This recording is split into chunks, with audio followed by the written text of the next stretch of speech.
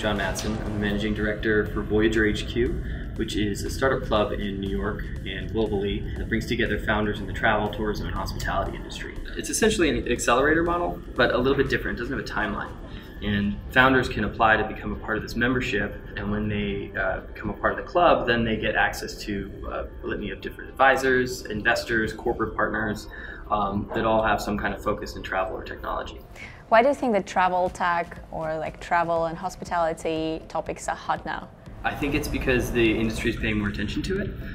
There's been, when Airbnb came around like a decade ago, it was not on anyone's radar to really care about technology. Historically, travel companies have actually been opposed to putting too much attention to technology. In the 70s, for instance, the global distribution systems, GDSs, were spun out actually of the airlines, which is essentially an entire tech platform that sources the travel content to other distributors. If that's just an example of how the industry has paid attention to technology, now they're realizing all the advantages that could be had from like processing in an airport to in-flight experiences. They're just seeing a lot of backlash on the consumer's expectations, and it's kind of like a wide open area for a lot of companies to start coming in and creating solutions. As you mentioned, it's a very competitive place. So how exactly members that joined your club can benefit from collaboration and cooperation with you guys? Great question.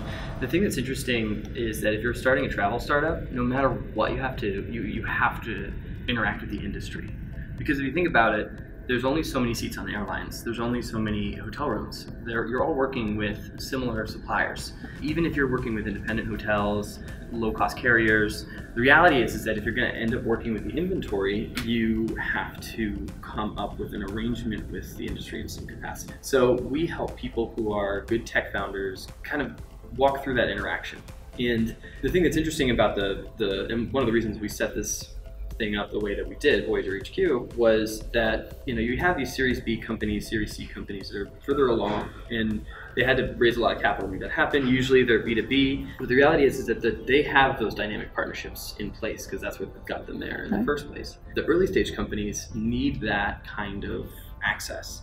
And a lot of the times they need something to prove out the type of concept that they have. So to move that innovation forward another step that the Series B company already did, we help to kind of pair these later stage founders with early stage founders and create partnerships that way. We do this, of course, with our enterprise partners like Amadeus and Fairportal, and we've done roundtables with Booking.com and with a bunch of other really large brands that really care about innovation in some capacity.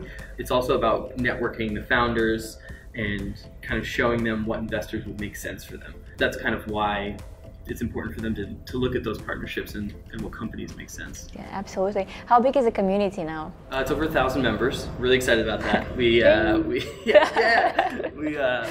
launched only about 2 years ago, just under 2 years, and now we've grown to over 55 countries. We have members who are all over the world, and we're starting to bring the community to them. So we want to be doing events in different cities. We're going to be doing, this is actually one of the reasons I'm in San Francisco, because we're based in New York typically. We're going to be doing an event here for the first time, and then we want to be doing different types of community events, because that's part of the benefit of being a member, is getting to know everyone. Right, so that's right.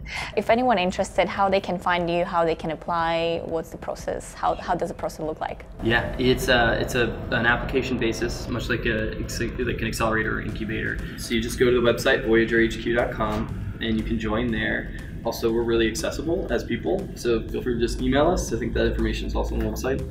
If you get through the process, which is you have to have an MVP, there has to be something that you're working with, and you have to impact travel in some capacity, even if you just are experimenting with what that could look like and you just have a tech platform now, then accept you, and you get access to an exclusive Slack channel, promoted in our newsletters, you get opt-ins for the investor, advisor, and partnership opportunities, a bunch of different stuff. That's great. That sounds awesome. I mean, it seems that you know what you're talking about and you're experts in the field, so I wish you all the best, gain more partners, investors, and of course members. Thank you so much, John. Yeah, nice to meet you. Thanks.